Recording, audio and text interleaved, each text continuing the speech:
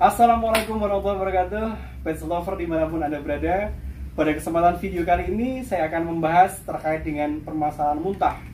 Kenapa ini penting? Karena banyak klien datang ke klinik pada saat situasi hewan kesayangannya tiba-tiba muntah-muntah.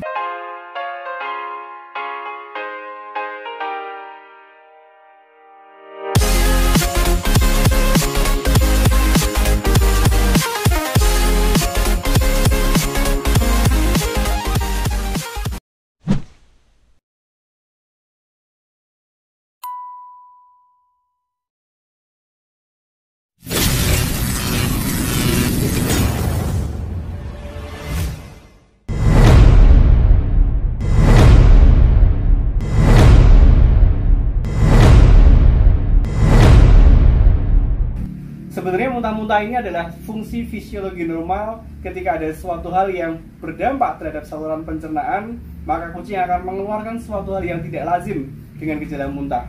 Namun untuk lebih detailnya, saya akan mencoba membahas satu persatu penyebab kenapa kucing muntah, dan ini mengkhawatirkan bagi semua pemiliknya, sehingga perlu dilakukan penanganan ketika muntahnya itu tidak kunjung sembuh. Kenapa demikian? Karena ketika dia muntah, maka makanan yang kita suapi juga akan dimuntahkan. Obat yang kita berikan juga akan dimuntahkan. Bahkan semua hal yang kita berikan lewat peroral itu akan dimuntahkan. Dan tidak akan memberikan dampak yang signifikan sehingga harus diinfus dan sebagainya. Ada beberapa faktor yang menyebabkan muntah. Yang pertama, bisa jadi kucing kita mengalami keracunan. Ketika ada bahan kimia tertentu yang tertelan, racun tikus misalnya, atau dia mengkonsumsi sesuatu yang tidak lazim dan bersifat toksik atau racun, maka dia akan muntah. Ini adalah respon fisiologi normal untuk mempertahankan agar stamina tidak semakin tererosi ketika ada toksik ataupun racun yang masuk ke dalam tubuh kucing. Kemudian yang kedua, bisa juga disebabkan oleh pemberian obat-obatan. Kemoterapi tertentu, entah itu anti radang, antibiotik tertentu yang mungkin agak sedikit ada respon alergi, beberapa jenis obat-obatan yang diberikan ketika itu overdosis misalnya, atau tidak sesuai dengan situasi di mana kucing ataupun anjing kita mengalami sensitivitas yang lebih tinggi, ada sesuatu hal yang tidak lazim dia konsumsi, suka ada gejala muntah ketika diberikan obat-obatan. Kemudian faktor yang ketiga diantaranya adalah terkait dengan perubahan jenis pakan. Kita bisa melihat ketika kucing ataupun anjing kita berubah jenis makanannya, tidak terbiasa dengan makanan yang sebelumnya dan dikenalkan dengan pakan baru dengan waktu yang pendek, maka suka ada kejadian muntah, dan hal tersebut harus kita waspadai.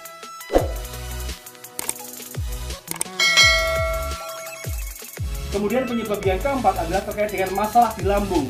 Adanya radang di lambung, adanya mah, adanya sekresi asam lambung yang berlebihan, ini akan memicu munculnya gas, dan gas yang banyak di dalam lambung ini akan menstimulasi kucing ataupun anjing kita muntah. Kemudian selain di lambung, permasalahan yang kelima adalah permasalahan di usus. Permasalahan di usus juga banyak terkait dengan adanya radang oleh penyakit infeksi, atau mungkin adanya sumbatan yang menyebabkan akhirnya kondisi kucing ataupun anjing kita muntah karena stagnasi ketika harusnya dari lambung menuju ke anus karena ususnya bermasalah, sembelit misalnya, atau ada sumbatan, ada volvulus, ada strangulasi di mana ususnya dia mengalami agak melintir begitu, atau ada kondisi hernia misalnya, maka ini akan bisa juga memicu munculnya gejala muntah. Kemudian problem yang keenam adalah terkait dengan disfungsi organ. Adanya abnormalitas fungsi organ seperti hati, seperti ginjal, ketika dia ada masalah, maka dia juga akan bisa memicu munculnya reaksi muntah. Bahkan radang pada pankreas pun juga akan mengalami gejala muntah, dan ini harus diperiksa lebih rinci dan lebih detail. Kemudian yang ketujuh adalah permasalahan terkait dengan hormonal. Hormon yang berdampak terhadap metabolisme secara umum, salah satunya adalah tiroksin. Hipertiroidismus ataupun hipotiroid ataupun hipertiroid ini juga akan memicu reaksi muntah karena terjadi abnormalitas fungsi fisiologi ketika hormon tiroksinnya tinggi. Nah, yang kedelapan adalah permasalahan syaraf. Syaraf ini bisa syaraf tepi ataupun syaraf pusat. Pada saat situasi di mana memang ada gangguan syaraf tepi, misalnya gangguan vestibular di bagian telinga bagian dalam, juga bisa menyebabkan organ keseimbangan terganggu, dan bisa juga dia mengalami muntah-muntah ketika ada gangguan syaraf tepi. Demikian juga ketika saraf pusat tidak terstimulasi ketika akan dibius misalnya, atau ketika motion sickness, ketika dia di dalam perjalanan naik mobil, naik motor, karena saraf pusatnya tidak nyaman, dia juga bisa muntah. Nah, Penyebab yang terakhir yang harus kita waspadai adalah terkait dengan penyakit infeksius. Kenapa demikian? Karena penyakit infeksius ini berdampak bisa menguras stamina dia, bahkan ketika dia sakit tidak cuma sekedar nafsu makan turun, tidak cuma semakin lemah, tetapi respon muntah yang muncul ini akan menyebabkan semua yang kita berikan lewat per oral akan dimuntahkan. Penyakit infeksi yang sering menyerang terhadap hewan kesayangan kita yang menyerang ke pencernaan bisa disebabkan oleh Panleukopenia, bisa juga disebabkan oleh FIP, feline infectious peritonitis. Kemudian juga infeksi-infeksi yang lain yang menyebabkan endotoksimia atau penyakit bakterial yang menyebabkan bakterimia. Ini juga bisa menyebabkan situasi gejala muntah muncul. Ini juga bisa menyebabkan gejala muntah akan muncul.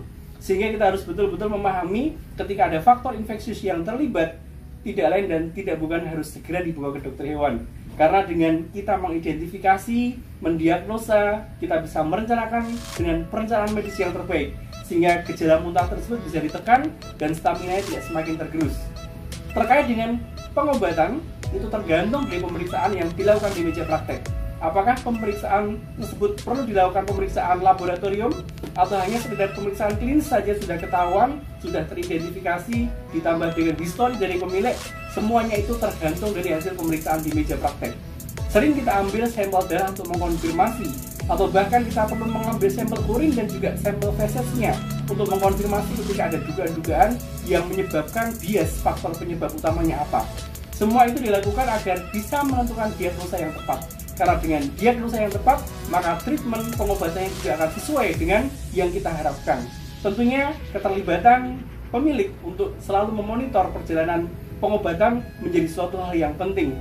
Dan itu secara berkala harus disampaikan secara terbuka, disampaikan secara jujur apa adanya, sehingga dokter bisa mempermudah untuk menganalisa kira-kira apa yang menjadi faktor pemicu muntahnya. Sehingga pada saat tertentu ketika harus mengambil spesimen untuk dibawa ke laboratorium, maka spesimen yang diambil juga bisa tepat sasaran sesuai dengan yang arah diagnosa yang diharapkan. Karena dengan diagnosa yang benar, maka terapi pengobatan juga akan lebih presisi. Dan dengan terapi ataupun medikasi yang presisi, tingkat kesembuhannya tentunya akan lebih tinggi ketika dibandingkan situasi di mana kita tidak mengetahui secara pasti diagnosanya. Ini yang menjadi suatu hal yang penting pada tahapan tertentu.